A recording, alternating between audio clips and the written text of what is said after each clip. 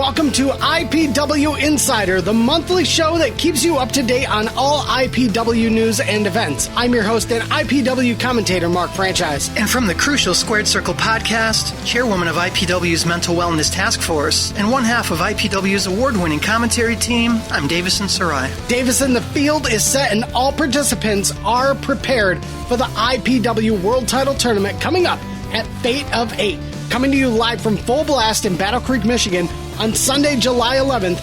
Davison, we're going to see who will lead IPW into its next chapter when we crown our new champion.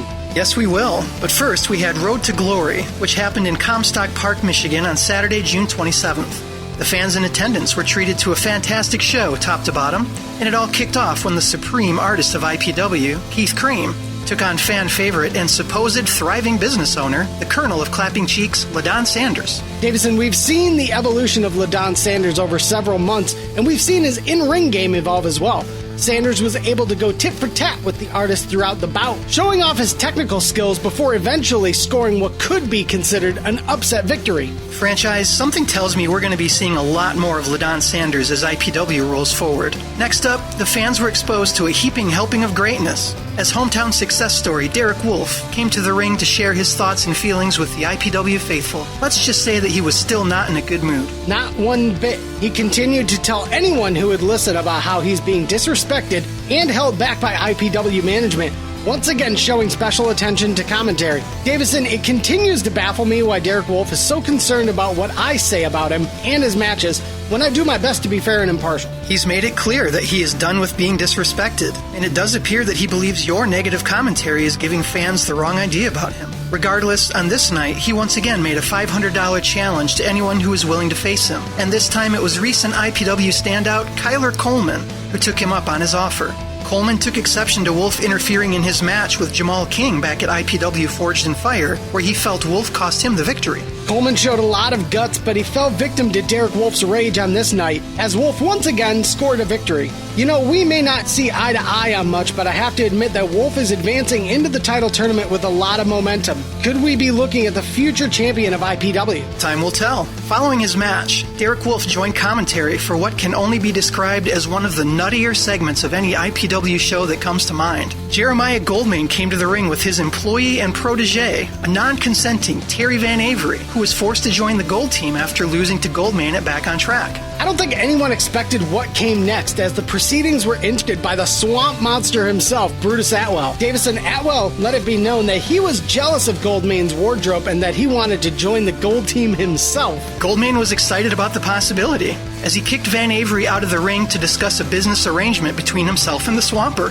Goldmain stated that he would add Atwell to the Gold Team if he could win his match against Jimmy Hype Shalwin, which immediately followed. In a true battle between super heavyweights, the crowd was treated to a back-and-forth affair that ultimately ended with the interference from Jeremiah Goldmain, leading to Shalwin losing the match and Atwell joining the Gold Team. Davison, it is worth mentioning that Shalwin was blinded by Goldmain at the end of this bout, leading to Hype mistakenly putting his hands on another IPW official. While it looked like an accident, there have been suggestions that this is becoming an issue and that IPW officials may be growing concerned about the potential threat Shalwin represents to all of its referees. Not only did we see him join the Gold Team, but another issue boiled over at the commentary table, as Derek Wolf finally lost control of his frustration and attacked play-by-play commentator Mark Franchise, throwing him out of his chair and onto the floor. It was a wild scene, with reports coming from both fans and IPW athletes alike that this conflict seemed to cross the bounds of professionalism and acceptable workplace practices. Mark, I trust that you sought out any necessary medical care following this seemingly unprovoked attack.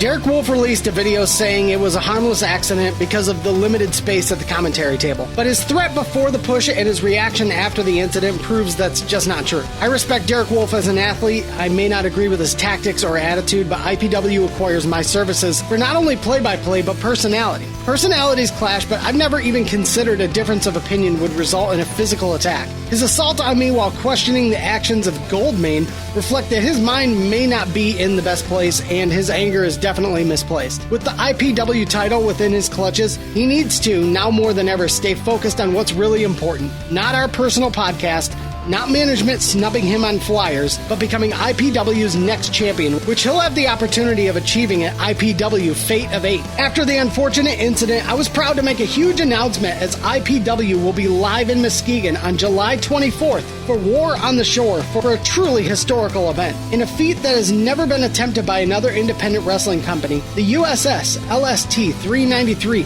one of two remaining LSTs used to storm the beaches of Normandy in World War II, will be the site of War on the Shore, as IPW invites our fans to take part in this momentous occasion. Please mark your calendars and do join us on July 24th in Muskegon, Michigan for War on the Shore. You will not want to miss this. Following that announcement, fans were next treated to a huge special attraction match.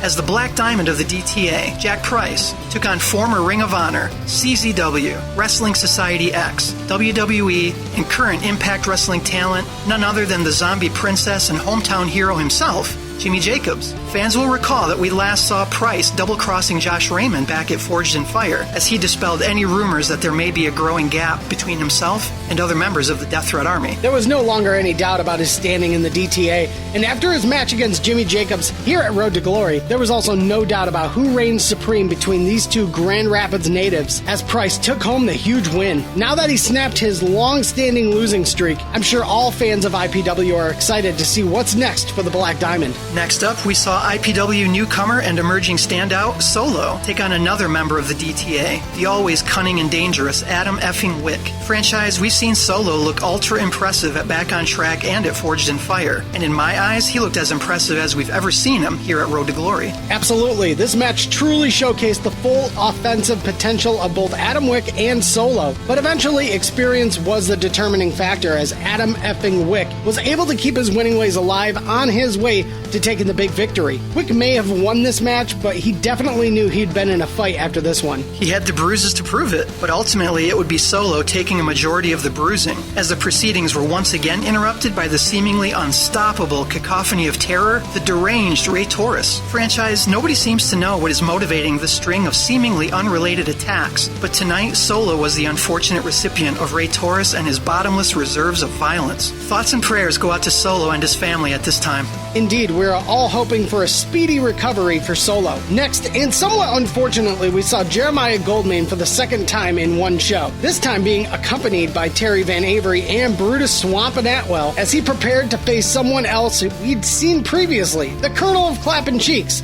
LaDon Sanders. For reasons only known to him, LaDon Sanders agreed to compete for the second time in one show, and he and Goldman participated in a match comprised almost completely of tomfoolery and shenanigans. Guest appearances by Brutus Atwell and Terry Van Avery eventually led to Goldman's disqualification, as Van Avery outsmarted the Gold Team and handed Sanders his second victory of the evening. Franchise, the bad blood between Van Avery and Jeremiah Goldman seemed to reach a fever pitch, but then it got even hotter as Goldman and Atwell absolutely decimated Terry Van Avery before issuing a challenge. On July 24th at War on the Shore, if Van Avery can defeat Brutus Atwell, Goldman will free Terry from any contractual obligations with the Gold Team. If Atwell wins, Goldman said that he will control the entire future of Van Avery's career. That story needs to come to an end at War on the Shore. Finally, in the main event, we had a tag team bout between members of the Death Threat Army and two entrants into the IPW World Title Tournament, the lovable psychopath Tommy Vendetta and the Michiana champion Aaron Orion, and the team of the 1-2-3 Kid of IPW, the nostalgic Felix Morio, an IPW cornerstone and longtime enemy of Orion and the DTA, none other than Josh Raymond.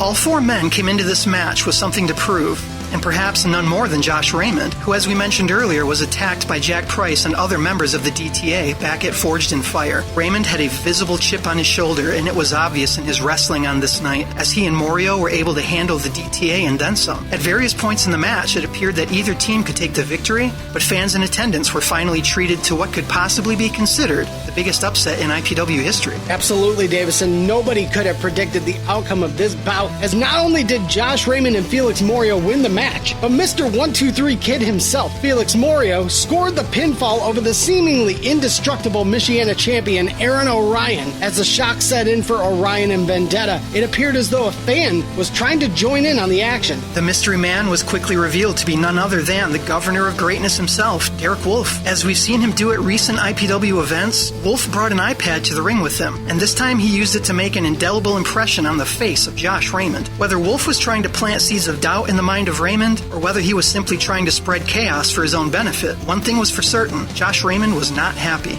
Raymond was absolutely furious as he grabbed the house microphone to issue a challenge to Derek Wolf, begging him to return to the ring so the fight could continue. Just as it appeared that the two were ready to come to blows, Raymond connected with a slap heard around the world, which sent Wolf reeling and exiting the ring. Despite all his rage, Wolf's fight stayed in a cage, as he decided not to get his hands dirty any further on this night. Some may say he ran from a fight with Raymond, but Wolf would have you know that he picks his shots, and that this was all part of his greater plan for dominating IPW and the upcoming IPW title tournament, which will be coming to full blast in Battle Creek on Sunday, July 11th, as the Fate of Eight will go down in a can't-miss one-night event. With the finish of Road to Glory, one has to wonder, does Felix Morio have the mental edge over Aaron Orion now? Will this loss in somehow any way affect Tommy Vendetta? We'll finally see Derek Wolf and Jamal King in the ring one-on-one to settle the score. Will IPW newcomers Xavier Walker or Ren Jones walk away with the title? Or will Josh Raymond seal his name in IPW history and take home the IPW championship? We will find out with this one-night 8-man tournament to crown the new interim IPW champion. Tickets are available for the show at 5 p.m. this Sunday when the doors open and the event begins at 6 p.m. Do not miss out on your chance to be a part of independent pro wrestling history, as we will crown a new IPW champion this Sunday at IPW Fate of 8.